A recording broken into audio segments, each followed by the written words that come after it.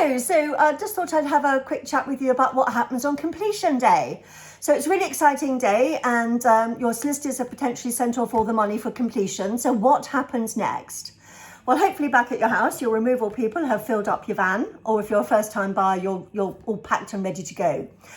You do not complete on a property until the person that's selling the property has received the funds. Well, not them, but their lawyers. So your solicitors may send the money at, say, 9 o'clock in the morning. But if that doesn't mean you've completed just because you've sent the money. It doesn't complete until the receiving solicitor has received those funds. They then ring the estate agent and say, money's in, you can release the keys.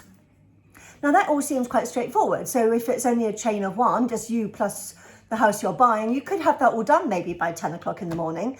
Solicitors tend to say it could go through by about 12ish, but it could be anything from 9:30 in the morning till 2 in the afternoon, 3 in the afternoon. The delay then comes if you are in a longer chain. So you may have completed on your sale, say by 11, I don't know, whenever, so say it's all gone through by 11.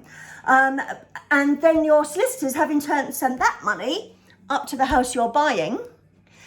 So technically you've completed on your sale, so you're out, but you haven't completed on your purchase yet. So you can have a few hours when you might be homeless.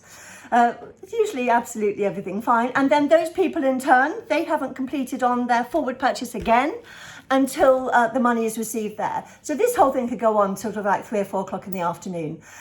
Everybody tries to get it all done in the morning because you've got removal vans all hanging around. But things can take a little bit longer.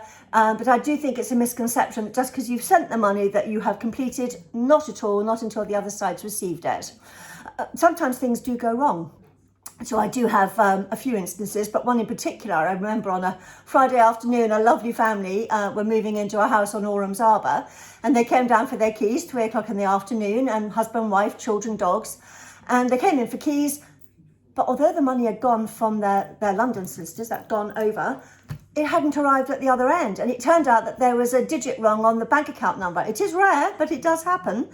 And the money disappeared, and it disappeared for days. It took 3 or 4 days to find the money to then complete on the purchase. Now, some homeowners are quite happy to give you a license to move in if that happens, because they know the money's somewhere and it's going to come in. And some won't.